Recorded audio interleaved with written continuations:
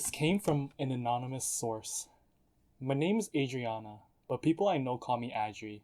I'm a student enrolled in UCS. I met my friend Naziath, but I call her Nazia. We met in first year of UCS and we quickly became friends. She told me rumors about school hauntings and ghost sightings. However, honestly, I never really believed in them. One night before exams, we sat together in a two-story building, studying for anatomy. We had to sit downstairs in the lounge because it was nearly 1 a.m. and all the doors were locked. There would be caretakers that come and go every 3 or 4 hours, but we never disturbed them and they never disturbed us. Midway through studying, I started feeling uncomfortable and my stomach started hurting. I asked my friend where the washrooms are and she told me the nearest one was upstairs. Feeling creeped out by the isolation surrounding us, especially during this time of the night, I kindly asked her to bring me there. She told me to stop being such a wimp and go alone. After bickering for a couple minutes, I decided to go alone before I waste any more time. As I was slowly walking up the stairs, holding my stomach, I swear I saw something in the corner of my eyes. I thought it was the reflection of my glasses from the metal railings. As I kept walking up, I felt like I was being watched by someone or something. But like I said before, I never believed in such things, so I ignored that feeling. I quickly ran all the way up. I found the women's washroom on my left. When I walked in the stall, I realized that there was someone else in a stall next to me.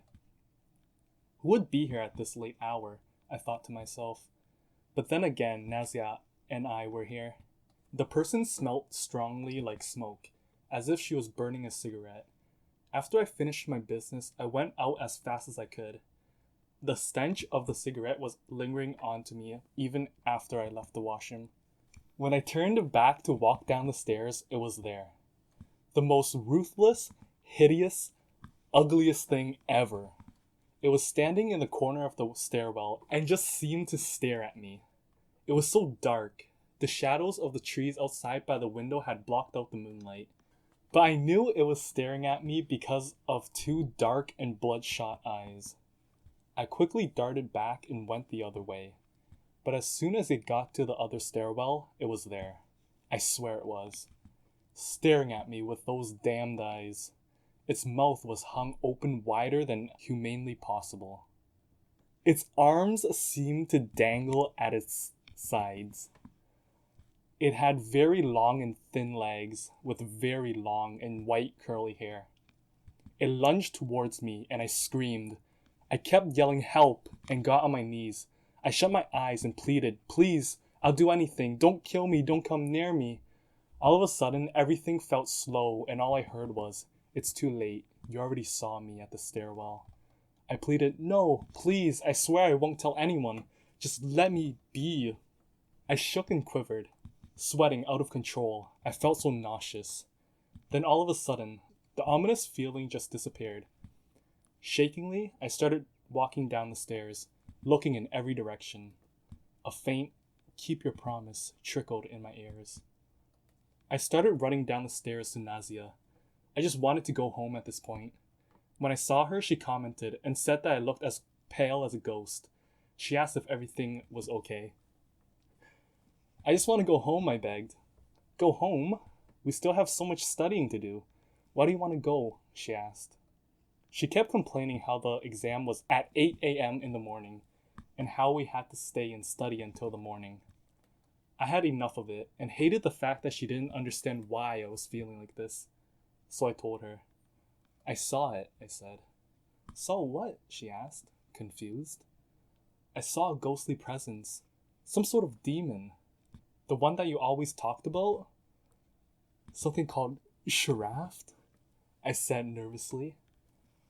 Her face turned all white and pale, and she told me, okay, let's get the hell out of here. We quickly packed up our things and left the building.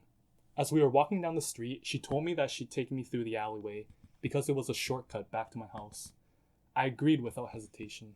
We walked down the alleyway, but suddenly, halfway through, it got really quiet. My hair stood up. Goosebumps rose up, and I knew something was wrong. I turned to face Nazia, only to see that she wasn't beside me. I turned around to see if she was lagging behind me, but there it was, standing right behind me with those bloodshot eyes with a creepy frown. It looked at me and said, "I thought you told me that you wouldn't tell anyone." I freaked out and started dashing towards my end of the alleyway. "Hey, Adri! I promised you I would take you home. Where do you think you're going? A promise is a promise." I swear it was Nazia calling to me from behind. I quickly glared back only to realize that Nazia was standing exactly where Sharaft was, with a menacing smile. As an ex-Marine, it is hard to live with the things you've done and hard to forget the things you've seen. This, by far, is the most haunting event that I've ever witnessed. This happened shortly after I was relieved of duty. I had just gone home to my loving wife and my amazing daughter. Though I was relieved, it was no excuse to stop exercising and to be a lazy fat ass. I continued my workout routine, going out at 4:30 in the morning and to do my 8-mile run. I didn't need an alarm to wake up.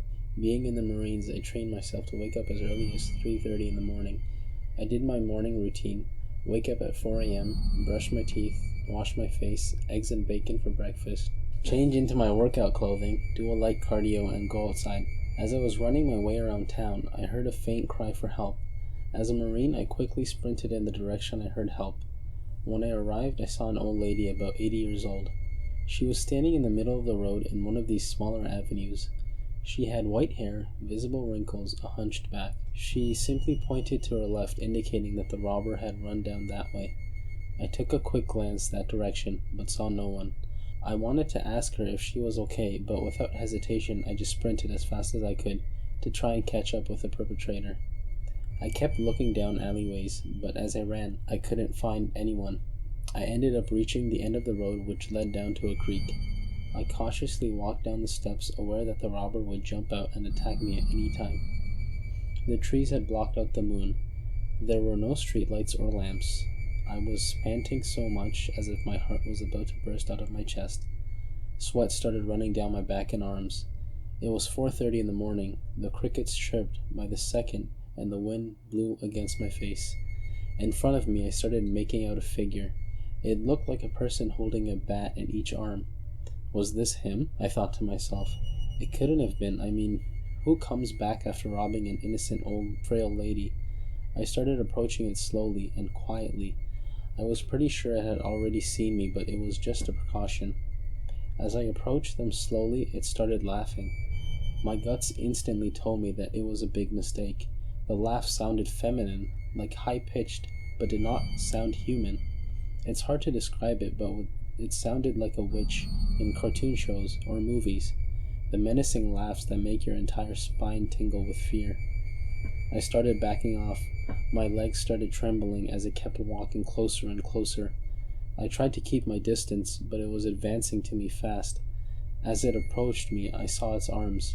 They weren't bats that I assumed they were, but instead they were arms reaching just 1 inch above the floor. I started dashing up the stairs. I quickly looked back only to see that it was chasing after me. My legs slipped off my step and I felt hitting my left knee. The creature kept creeping closer and closer to me. It wasn't even running. 3 feet away, it starts reaching its arms out towards me. I completely blacked out. I woke up in the hospital. I had forgotten everything that happened until the nurse came in. She had told me that I was lucky because I fell unconscious for quite a while until an old lady brought me in. She didn't go into detail but simply told me that when the paramedics arrived, an old lady was holding me in her arms. I lived in a house in Montana from age 11 to 13. Most of the time I was home alone while my parents were out working. We lived in a fairly isolated area. There wasn't much to do, so I ended up staying home and watching TV. Sometimes when my parents came home late, I would get myself ready for bed. Whenever I would walk by, I would pass the guest room, which would be usually closed and locked. I would hear crying and footsteps coming directly from that room. I was considered a brave child and I wasn't really afraid of anything spooky happening. One night, I remember the most horrifying experience that changed my life. As I walked by the guest room, as usual, I heard a strange moaning sound, as if someone was in agony. It was different from the usual crying and thumping. Instead, it was more violent this time. I stopped in front of the guest room door to investigate the noise. I lay down on the wooden floor to try and get a glimpse of what was happening inside when suddenly the door flung wide open. I freaked out when I saw a truly horrific silhouette of a tall, hunched old man carrying a baby in his arms. I ran back to my room and locked the door. I went straight under the covers and laid there still as a log. I reached for my phone to call my mom. To my surprise, the line was cut off. It was still early in the day, but I couldn't move from my room. After hiding for an hour or two, I decided to peek out to see if anyone was in the room. To my surprise, the room was closed, as if it was never opened. This happens ever so often, but the man never looked at me or said anything when I walked by. Even the baby stopped crying ever since the door swung open. However, the whole house became darker and dull, as if spirits took over our house. My parents would always wake up cranky and be in a bad mood. They slowly began hating the house and always contemplated moving. A few months went by and we finally bought a new house. Unfortunately, there were no buyers for the old house.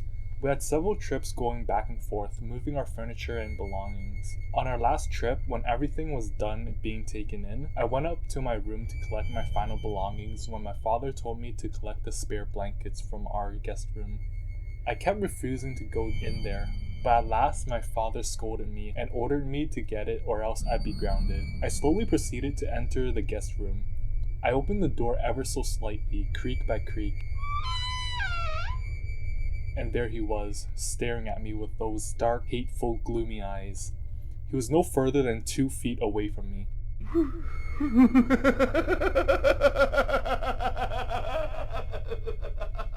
I squealed and ran downstairs to my father. I explained everything to him and he believed me and we sped off. As we drove off on the road, I took one last glance back at the house. There he was, standing at the window, looking straight at me with those eyes. I asked my parents if they knew any history behind the house. My mom told me that apparently there was an old man who used to live at that exact house for over 3 decades. He was always lonely after his wife passed away in a tragic car accident. Neighbors said that he was a really friendly and a kind-hearted person, always taking care of their children while they were working. One day, while he was babysitting a neighbor's newborn child, a fire started in the kitchen and sadly, the guest room was right underneath the kitchen. When he tried to reach the metal handle, it was too hot to hold. There were even scratch and kick marks on the wooden door, but it just wouldn't open. The fire department soon got there, but the house was already burnt to a crisp. After hearing the story, I started weeping like a little baby. I felt so sorry for the old man, yet I didn't even know his name. Luckily, I forced my parents not to sell the house and simply leave it the way it was. Sometimes I would go back and leave a fresh bouquet of flowers at the guest room door. There would be days where the door would be open and I would enter the room just to express my feelings. Ever since then, the whole house seems to be more lively and less dark.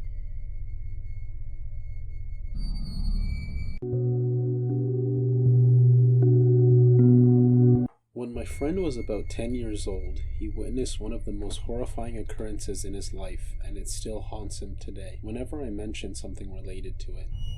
Anyways, for personal issues, let's say my friend's name was Matt. Now, Matt to this day is one of the most bravest and courageous people I have ever met in my life, but when he was about the age of 10, he was a bit more timid than brave.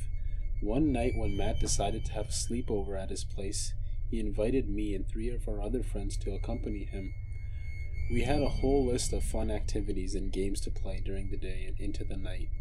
All of us except Matt agreed that we'd stay up late and tell ghost stories to each other. Matt disliked the whole idea of ghost stories, or any bedtime story for that matter. Matt's choices were always overruled, even though it was his house. Anyways, throughout the day, we all decided to play a few games, and considering the fact that Matt lived in an enormous house made it all the more fun and enjoyable. The only rule that was given to us by Matt's parents was to keep quiet while we played and not to break anything in the house. Matt's mother was terribly busy most of the time and spent most of her time in her study writing, so she usually kept to herself. His dad, on the other hand, worked as a coroner as a part-time job. It was about midday when we all decided to play hide and seek, especially if your house is as huge as Matt's. It was our friend Sam's turn to count to 50 and then find us. The four of us split into two groups because we thought it would be a better decision to hide close by, so if one of us was caught, Sam wouldn't look twice in the same area, and also Matt was terrified to hide by himself in his own house. Since the four of us decided to split into groups of two, Matt quietly whispered to me that there's a cellar downstairs in the basement where his dad always kept to himself. It was his dad's personal working space. Matt told me that it would be the perfect place to hide. I said sure, why not, and followed behind him. At this point I felt a bit scared and nervous, but also curious at the same time. Or was it his intention to take me there with him the entire time? Anyways, I was hooked and continued following behind him. As soon as we headed downstairs, Matt reached over to turn on the light switch, but of course it wouldn't work. Now I definitely had a bad idea about this. "Let's just find another place to hide, Matt," I said frantically. "Oh, come on, I'll just get a flashlight and then it'll be fine," he replied. I didn't like it one bit, so I followed him to get his flashlight and slowly proceeded downstairs to the cellar. Once we reached the bottom, we were directly facing an old wooden door. To my surprise, the door just seemed to look rather outdated. Considering the fact that Matt's entire house was renovated, this was the only exception. I nudged Matt to go on and open the door, and he ever so slightly turned the doorknob as if he was a snail. The door began to squeak its way open and came to a steady halt. The first thing I immediately realized was the engraved marks that seemed to be made by a human. They were on the back side of the door. I looked at Matt in disbelief as I saw a skeleton in the dark corner. His bottom half was completely torn off as if there was no flesh, meat, or anything, just bones. His upper half had at least some skin on it, but it looked as if it was ripped open by an animal. I looked at Matt in shock, and he stared blankly at me. He swore to me that he didn't know what was in here because his dad is the only one allowed to be inside of the cellar. Matt started shaking and sobbing. He then let out a scream and burst into tears, which alerted his mother, and she came running down the stairs. She looked at the both of us and asked us, "What are you two doing down here? It's forbidden." She brought us upstairs and told us to sit down and be quiet. She then proceeded to tell us that what we witnessed down there was all fake, and none of that was real. We both began crying in unison as Matt's mother called all of our parents to come pick us up. To this day, Matt never speaks of it, as if he never seen it, and whenever I try bringing it up, he just ignores me. I guess both of us left that experience behind us and wish it had never happened.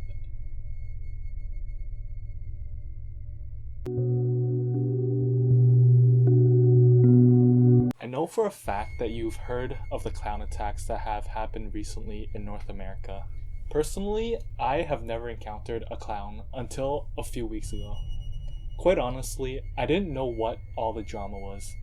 I mean, it's just a guy behind a mask. But after this experience, I never want to see one ever again. First, a bit about myself. I'm relatively built. I'm about 5'11" and about 180 pounds. I go to the gym at night only on the weekends because I'm a pretty shy guy. I like taking nightly walks because I'm more of a night owl than an early bird. I just love walking alone in parks around midnight. Now I know it already sounds bad, but believe me, when you feel the wind brush against your face and you look up at the stars, it's worth it. At my local park, I always sit on the swings for an hour or two, just staring at the bright night sky and listening to, well, the quietness of the night. So here I was on my daily walks, heading to the swings. Since I live pretty close to a park, I end up walking around there a lot. This time, however, I felt like I was being watched. There was just this omniscient aura around the park, which gave a strange feeling. At first, I just shrugged it off as it was being too windy and chilly. But as I was walking closer and closer to the swings at the park, I heard noise coming from behind me. I quickly turned my head to see nothing but bushes a few feet away. At this point, my hairs on my back and neck stood up. But again, it might have been just the wind, so again I ignorantly ignored it. Just as I reached the swings, I swear to God I heard voices. Something like, Should we take him? or Should we kill him? either way, it was should we something him. At this point, my fight or flight kicks in, and I'm fully ready to fight whoever or whatever it was. And stupid me decided to shout, "Come out, you fucking pussies." And at that point, I knew it was the worst decision of my life. Two people dressed in clown suits came straight out of the bushes. It was still dark, but I saw their stupid white makeup and their bright red nose, which I couldn't see before when they were hiding behind the bushes. "What do you want?" I yelled. Nothing but a grin was all I got. The creepy part was they didn't even blink or anything. They just fucking smiled. As they started creeping closer and closer to me, I saw each of them were holding something in their hands. One holding a kitchen knife and the other holding a fire axe. A fucking fire axe. At this point, I was ready to get the fuck out of there and run for my life, but as they approached me closer and closer, I felt paralyzed from my neck down as they stared at me with that grimacing smile. When they were about 3 feet away from me, I regained my senses and noped the fuck out of there. I sprinted so fast I felt my heart was about to blow up. I sprinted until I got home. I haven't spoken to anyone about this and I've never went back to the park since. I mean, who the fuck likes to dress up as clowns carrying weapons and walking around remote places?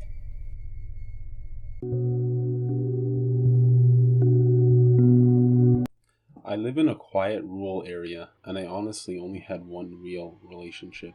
I tried blind dates, online websites, through friends, but none of them cut it for me. One day my close friend Ashley showed me an app called Tinder. Just so you know, I'm a male, 29 years old, studied in medicine, and I work part-time in a hospital. I'm actually looking for a full-time job, but it's hard to find something in a rural community. Most of the time I stay at home alone, doing chores and playing video games when I'm not working, and quite honestly, I have been looking for someone since forever. My last breakup was back when I was 26. Anyways, I decided to use this app called Tinder. I signed in and did all of the steps to create an account, and surprisingly, it was easy to use. All I had to do was swipe left or right. It wasn't until a couple hours until I found a match. She was pretty, but her personality didn't really suit me. She seemed like a gold digger, to be completely honest, and I was completely turned off. After weeks of swiping and playing around on Tinder, I found someone that I actually liked. Her looks were good and her personality was great. After chatting for a while, I told her to come over to my place, considering that she wasn't that far away from me.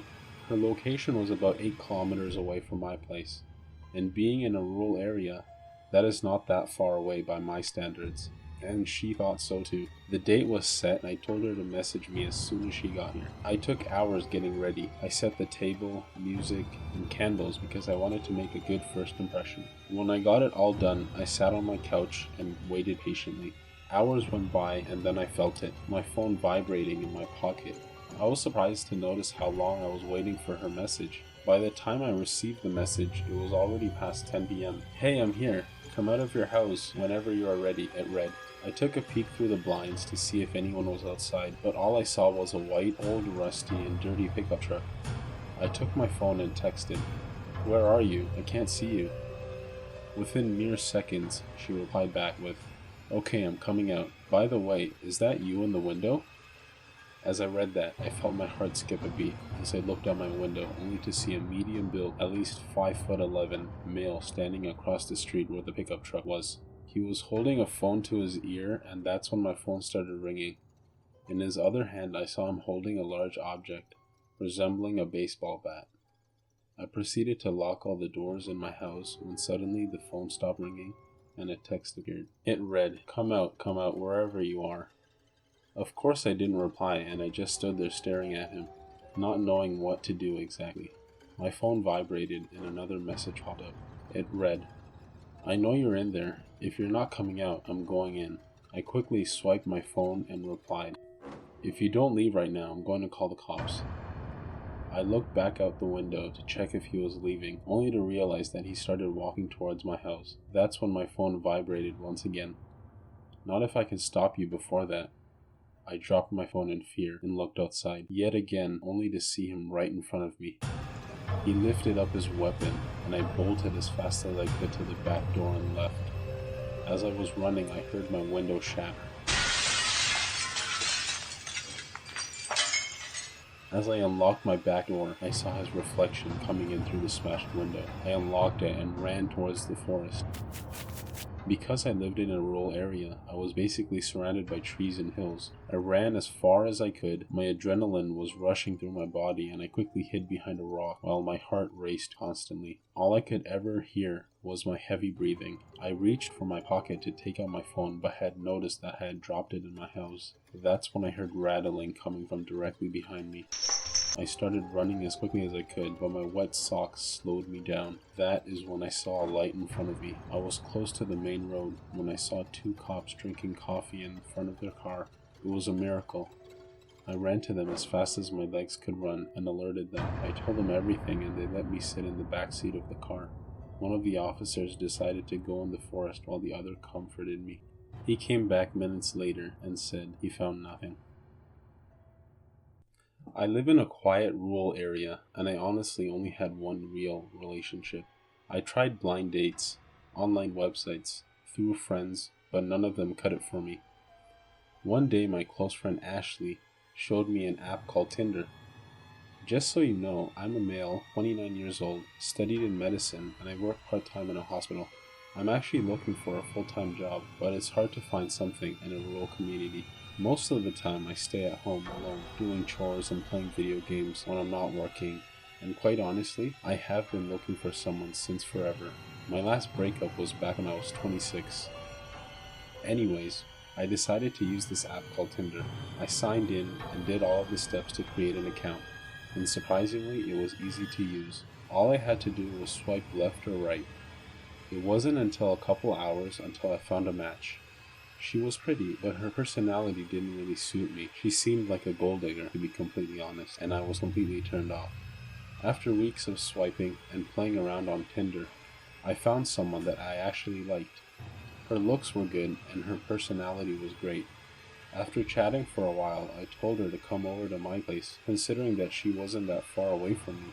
Her location was about 8 kilometers away from my place, and being in a rural area, that is not that far away by my standards, and she thought so too. The date was set and I told her to message me as soon as she got here. I took hours getting ready. I set the table, music, and candles because I wanted to make a good first impression. When I got it all done, I sat on my couch and waited patiently. Hours went by and then I felt it, my phone vibrating in my pocket. I was surprised to notice how long I was waiting for her message. By the time I received the message, it was already past 10 p.m. "Hey, I'm here. Come out of your house whenever you are ready," it read. I took a peek through the blinds to see if anyone was outside, but all I saw was a white, old, rusty, and dirty pickup truck. I took my phone and texted, "Where are you? I can't see you." Within mere seconds, she replied back with, "Okay, I'm coming out. By the way, is that you in the window?" As I read that, I felt my heart skip a beat as I looked out my window, only to see a medium-built, at least 5'11" male standing across the street where the pickup truck was. He was holding a phone to his ear, and that's when my phone started ringing. In his other hand, I saw him holding a large object, resembling a baseball bat. I proceeded to lock all the doors in my house when suddenly the phone stopped ringing and a text appeared. It read, come out, wherever you are." Of course I didn't reply, and I just stood there staring at him, not knowing what to do exactly. My phone vibrated and another message popped up. It read, "I know you're in there. If you're not coming out, I'm going in." I quickly swiped my phone and replied, "If you don't leave right now, I'm going to call the cops." I looked back out the window to check if he was leaving, only to realize that he started walking towards my house. That's when my phone vibrated once again. "Not if I can stop you before that." I dropped my phone in fear and looked outside, yet again, only to see him right in front of me. He lifted up his weapon, and I bolted as fast as I could to the back door and left. As I was running, I heard my window shatter. As I unlocked my back door, I saw his reflection coming in through the smashed window. I unlocked it and ran towards the forest. Because I lived in a rural area, I was basically surrounded by trees and hills. I ran as far as I could. My adrenaline was rushing through my body, and I quickly hid behind a rock while my heart raced constantly. All I could ever hear was my heavy breathing. I reached for my pocket to take out my phone, but had noticed that I had dropped it in my house. That's when I heard rattling coming from directly behind me. I started running as quickly as I could, but my wet socks slowed me down. That is when I saw a light in front of me. I was close to the main road when I saw two cops drinking coffee in front of their car. It was a miracle. I ran to them as fast as my legs could run and alerted them. I told them everything and they let me sit in the back seat of the car. One of the officers decided to go in the forest while the other comforted me. He came back minutes later and said he found nothing.